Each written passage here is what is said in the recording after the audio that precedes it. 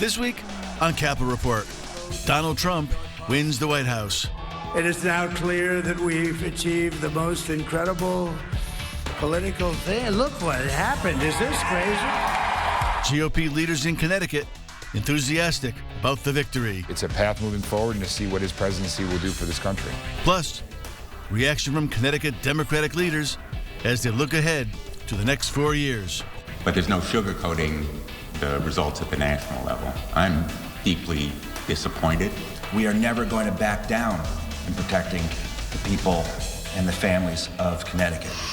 Also, the fight for the 5th Congressional District goes to Jahana Hayes. I plan to go back to Washington and work as hard as I can. Plus, we dive into Connecticut's voting process and the slow reveal of election results. They are just having a challenge keeping up with that volume. And proof that politics isn't just for adults? Just ask our kid governor. This has been like an incredible, amazing experience. Capitol Report starts now.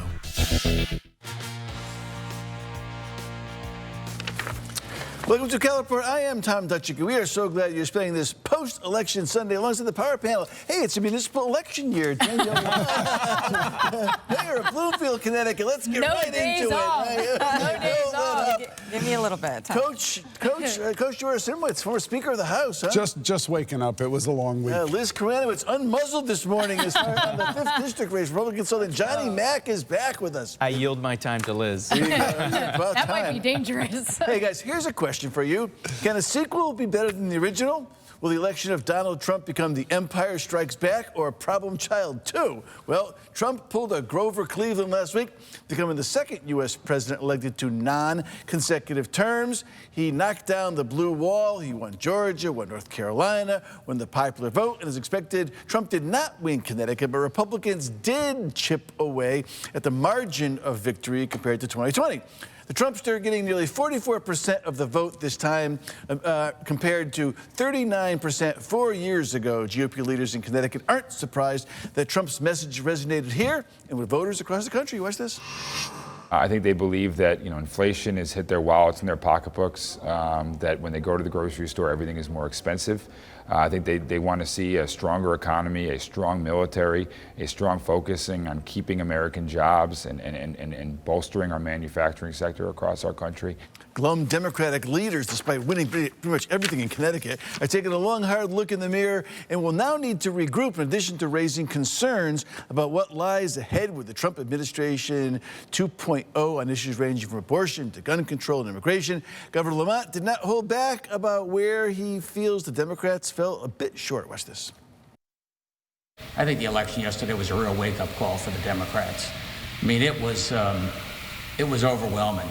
And we can point to Trump's personality, whatever you want to say, but Democrats lost a lot of working families.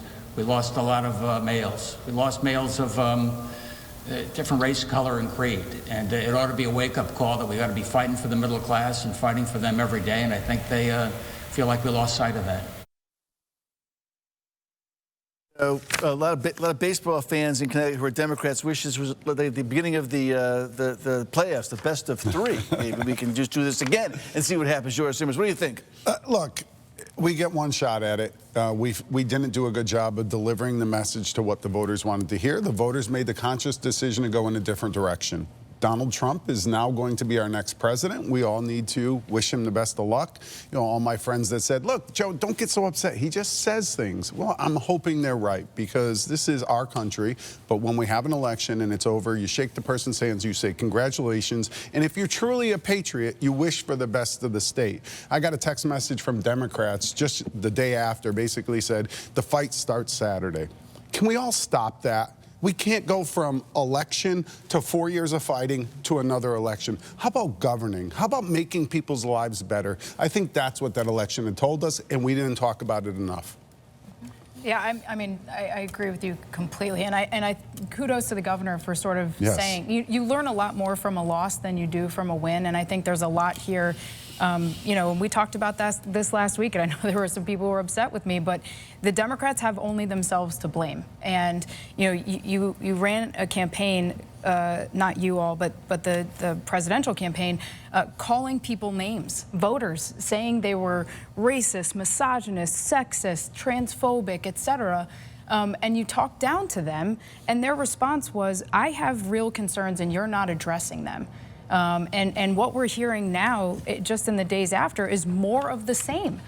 We even heard it from Susan Beisowitz to some extent. We need to be focused on governing, and I hope Democrats are going to be a willing Danielle, what does the Democrats need to do now?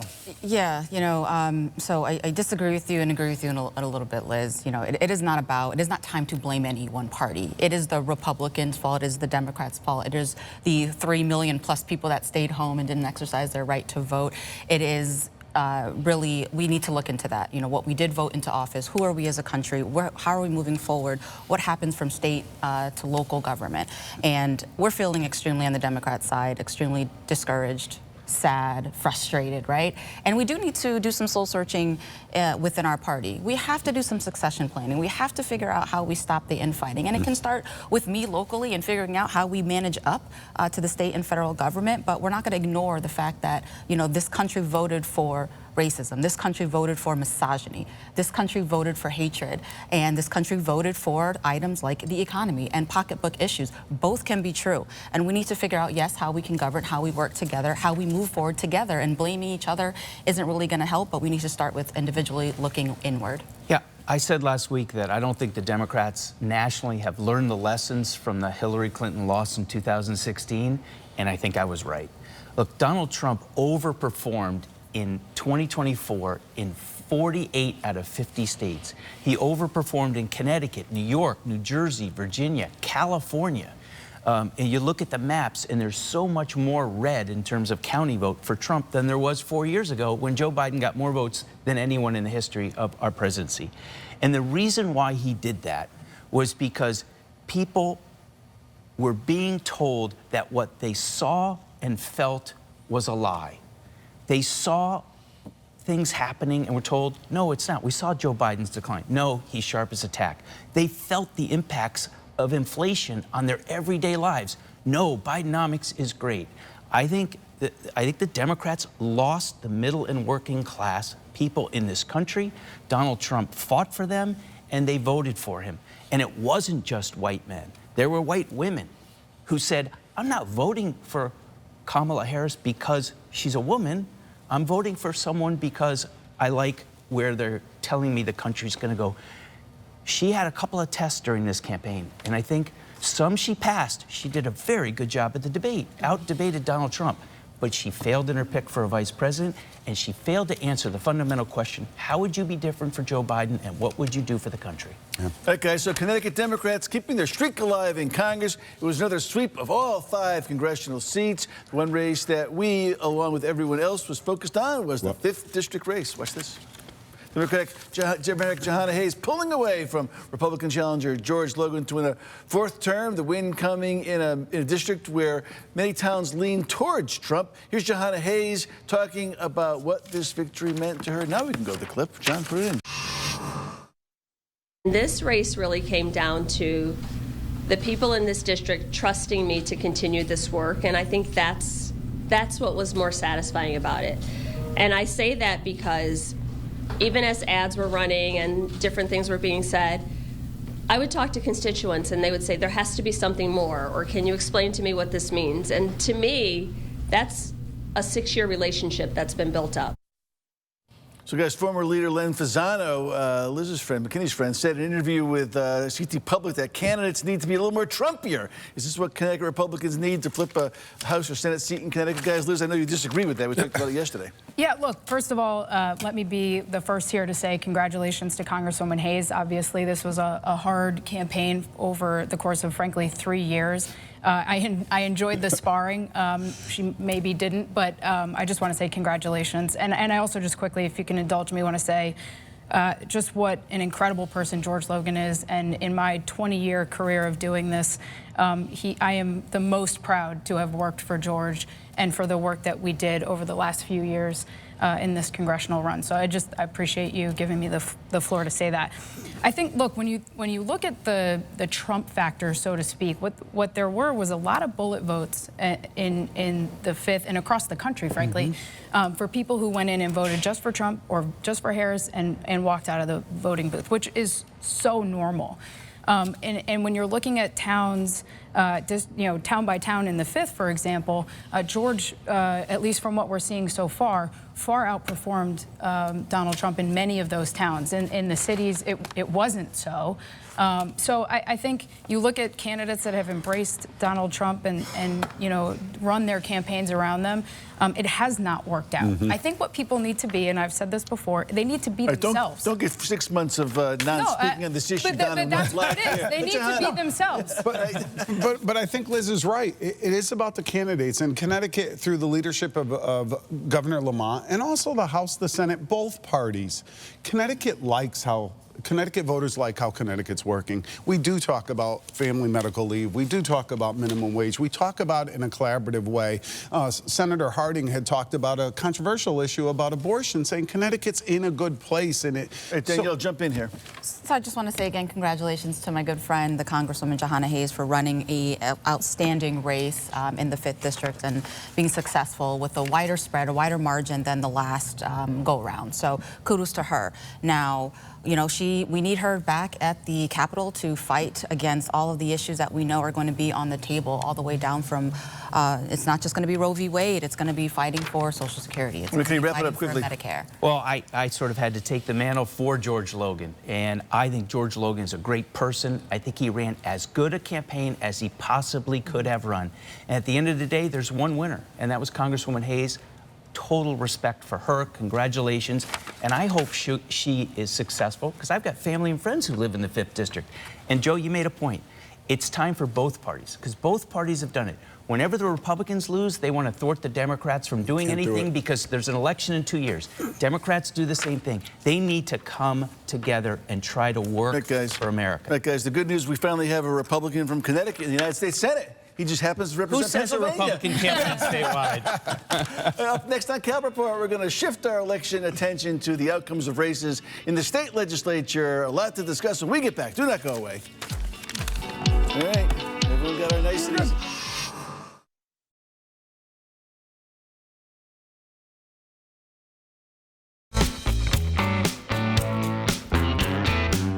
Well, I want to spend some time discussing the state legislature and what we learned on election night. We've even added an extra seat to the panel for this segment. News 8's political contributor Mike Cerulli spent a lot of time with the candidates leading up to Election Day. Mike, let's start with you. What's your breakdown of all these races, Mike? Well, I think probably the most notable win of the night might have been the win by Senator Fazio down in the 36th district. I mean, he grew his margins from about 84 votes last time to like almost 2,000 votes this time. That's a really impressive win, especially considering the fact that the narrative of this race had been for a long time that the anti-Trump Greenwich vote was going to swamp him out of this race, and it didn't. He recovered, from 2022, built his margins up, and is headed back to the legislature now. That's a really notable win. Tony Wang, too, right? Yeah, I think that's number 2. I think the number 1 is Tony Wang's win over Rob Blanchard. Tony's numbers were incredible. He won by over 5,000 votes. In Fairfield, which is trended Democrat and has 3 Democratic state representatives, there are probably over 2,000 voters who voted for Vice President Harris and Tony Wang. And in Newtown, which is part of the 5th District, the numbers were overwhelming. I think and Democrats had him dead and buried. Yeah, Tony Wang winning is not a surprise. Tony Wang winning by 5,000 votes, which is a huge victory. All right, so really tee up something else here. Well, and perhaps the most surprising thing, there were these 3 races we'd all been talking about. Ryan's race, Tony's race, and Lisa Seminara's race. And Lisa Seminara, of the 3 of them leading up till yesterday, until a few days ago, was considered the most vulnerable, or the least vulnerable, and she's the one of the 3 who is not heading back to Hartford. And Paul never stopped running after losing the last election. No. Kept it going, kept it going. He did. Kept it going. Kept it going. Yep. Yeah. Never stopped running, never stopped cycling. This is a guy who knocks that very large district, a sprawling district, and Michelle Cook's almost seat, entirely on his bicycle. Michelle Cook's seat, too, in Torrington is interesting, Mike, right? Yeah, so we don't have a resolution there yet. I think it's going to take a little bit more time. They had some tabulator problems, but Joe Canino declaring victory in that race. He was in the Republican caucus the other day, and Joe is someone who represents that next generation of Republican. We talk in this election now a lot about young men. Joe is a young guy. He's a young Republican. He worked really hard. And again, we don't have a final resolution there. I don't know, Mr. Speaker, how that's going to work out. But, you know, it seems as though Joe has prevailed there. He's certainly acting like he has. They're doing a hand count in Torrington of the early vote, election day registrations and absentee ballots because they had lumped them all together in the counting process. So they're recanvassing just those votes. My understanding is that Joe is up plus 500 votes. Danielle, what surprised you? Well, surprised me is Simmons and Blanchard not kind of taking the cake home, but you know we still do have a supermajority in the Senate moving into the next season and session. So kudos to all those winners. Mike, what else you got? You know, going back down to Greenwich in that 36th district, the 149th State House district, Rachel Khanna's seat, her going down as an incumbent. I think that was surprising. I mean, Rachel Khanna, very respected inside the House Democratic Caucus, had an army of volunteers down there knocking doors for her, and for her to go down, I think, is another symbol that maybe these suburbs, maybe those suburban voters who had been anti-Trump for a few years, maybe some of them are either snapping back or fully reverting to that old Yankee Republican style of voting. I think that's exactly right. I think there was an overreaction. Now there's coming back to sort of that Yankee Republican in Greenwich. Look, the other thing here is that quality of candidates matters. Yes. Tina Corpus was an excellent candidate, and I think Rachel Khanna was the most vulnerable, quite frankly, of the Greenwich Democrats. Tina knocked a lot of doors, and that makes a big difference in a local race like that. Any other surprises, Mike? None really. I am still want to keep an eye on this Joe Canino race because I think one of the narratives is typically you see a class of young people come in at a time. You know, there's I think the 2018 class of Democrats is now beginning to ascend into leadership.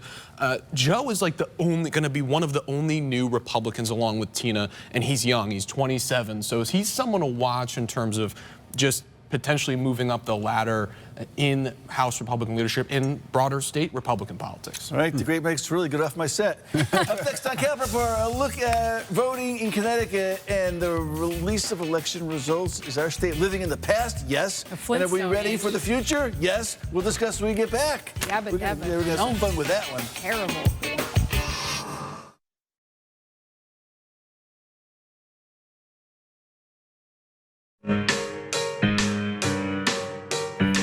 Something you may or may not have noticed on election night is the painfully slow pace of voter returns here in Connecticut. Get this, as of 1:30 a.m. Wednesday morning, more than 5 hours after the polls closed, the state was only reporting 57% of the votes in presidential race, and that was the fewest of any states in the Eastern time zone. Let me say that again, the Eastern time zone. Putting it this way, our neighboring states were reporting 80% of the returns. Now, granted, this was Connecticut's first ever time handling early voting ballots, but still, it took a while to get a grasp on the results.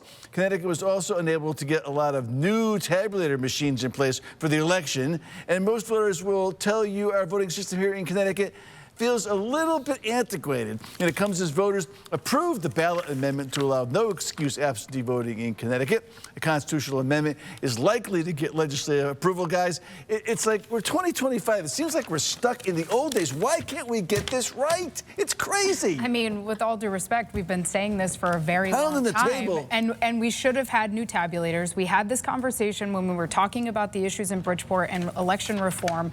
This was at the top of the list. The governor literally went in, provided the bonding, and like everything else, the land of steady habits fell And Joe, flat. these legislators, they actually are affected by all this early voting and not. So why don't they just basically take care of themselves for once? And, once. You know, come on. I will tell you, there was some very angry state senators, candidates, and state rep candidates. They were frustrated by it too. I mentioned it on our election night coverage. I talked to Aaron Stewart over in New Britain. They were a pilot program for the new machine. And it was flawless.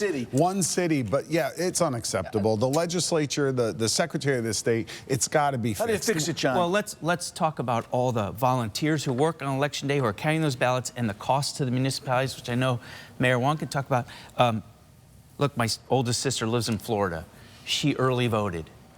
She gives her ID, they scan it, they give her a ballot, she puts it in a computer machine, she fills it out, her vote is cast. It's counted right then. And she gets a receipt that she voted, so she knows her vote was secure. And Florida was the laughing stock of the nation during the Gore Florida race. cost Al Gore the presidency, probably with hanging chads. So if they can do it, we can do it. We're like the size of one county in Florida. Right, Mayor, They what do you counted the think? whole How do we solve this? Yeah, you know, it always falls on the backs of the towns and cities, and we have to get out of this antiquated and archaic system. And yes, kudos to the deep training that we have, our volunteers and our poll workers. Thank you so much. But we do have to provide the resources such as new tabulators, update our process, innovate how we do things, and get up to speed with the rest of the country. It is time to do that, and we should allocate resources as such. All right, guys, next on Capital Report, there's another big election coming up this week in Connecticut. Wake up your fifth graders for this one. Details when we get back. Don't go away. I hate the kid governor story.